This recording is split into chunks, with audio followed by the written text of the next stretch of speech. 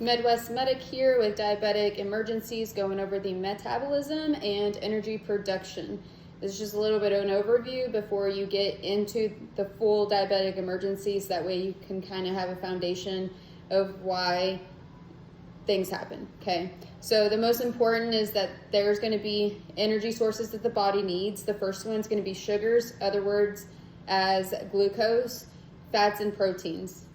And then behind me, once I move, you will see that there's aerobic and anaerobic. If you're not used to these words, the one of them, which is aerobic, is with oxygen, and then the second one with anaerobic is going to be without oxygen, okay?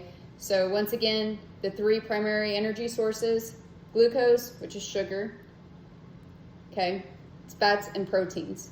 So first off with the glucose is the primary fuel source for glucose to be able to function. Only source used by the brain in addition to oxygen. The brain must have a continuous supply of glucose. Use of glucose as fuel source is aerobic with oxygen. Okay, so now we're going to move to fats and proteins.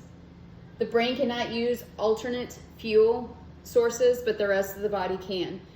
These sources are used in anaerobic without oxygen. Fats and proteins are far less efficient by about 19 times than glucose fuel source. Byproducts of anaerobic metabolism, ketones, are very dangerous as well.